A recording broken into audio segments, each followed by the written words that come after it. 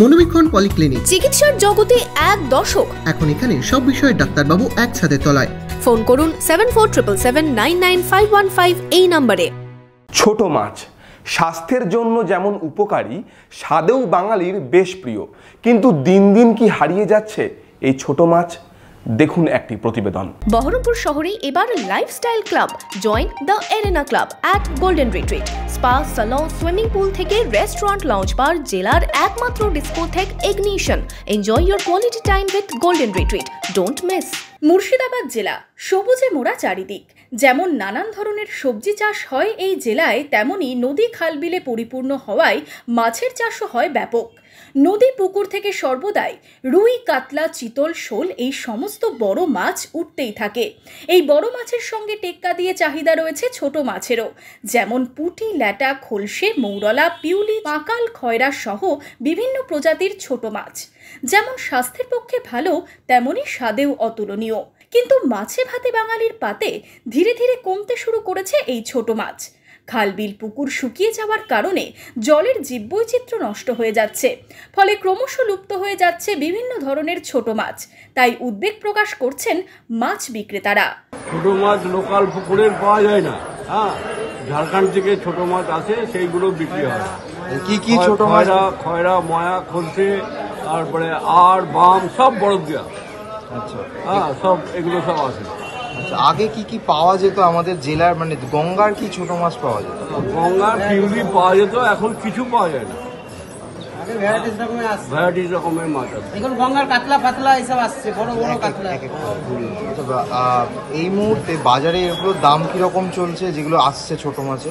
ছোট মাছ আসছে 150 টাকা থেকে 120 টাকা পাইকারি সব বিক্রি হয় লাস্ট। আগের মতো অতটা পাওয়া যায় না, বুঝলি?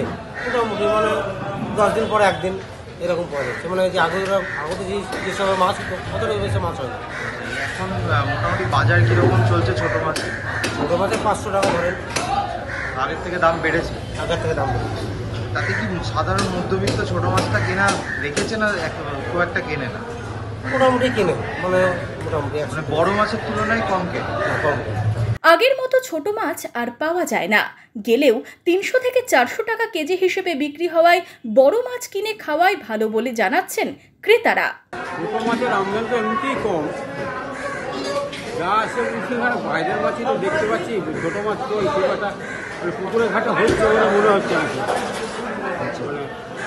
উৎপাদনটা বহুত কমে গেল ছোটো মাছের। আগে আর বড়ো মাছগুলো বলছে যে বড়ো মাছ তো কী করবো আমরা, এই বাটাগুলো বা এই জাতীয় ছোটো ছোটো মাছ যদি হয় তাহলে আমাদের সুবিধা আর কি, তাড়াতাড়ি বিক্রি হয়ে যাচ্ছে আর দামটাও ঠিক আমরা লেভেলে পেয়ে যাচ্ছি, আমাদের অসুবিধা হচ্ছে।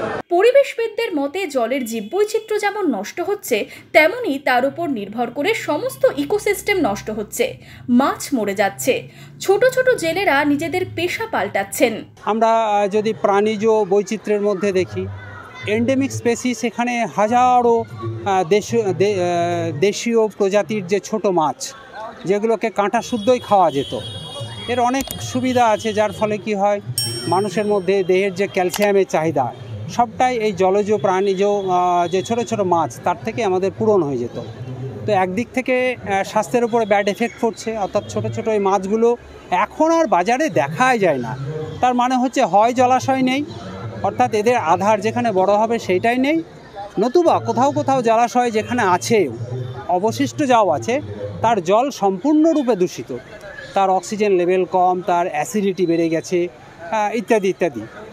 তো ফলস্বরূপ হচ্ছে যদি জল না থাকে, জলাশয় না থাকে, জলজ প্রাণী, জলজ উদ্ভিদ থাকবে না। এই ছোট মাছের ইকোসিস্টেমকে বাঁচিয়ে রাখতে আমাকে আপনাকেই এগিয়ে আসতে হবে, বন্ধ করতে হবে জলাভূমি ভরাট। পাশাপাশি আবহাওয়ার কারণে খরার দেখা মিলছে বারবার, ফলে জল শুকিয়ে যাচ্ছে। এই মতো পরিস্থিতিতে সচেতন করতে হবে মানুষকে, তবেই বাঁচানো যাবে মুর্শিদাবাদের এই অমূল্য সম্পদ। বহরমপুর থেকে ঋত্বিক দেবনাথ ও শুভরাজ সরকারের রিপোর্ট, ইমাজিন কমিউনিটি মিডিয়া।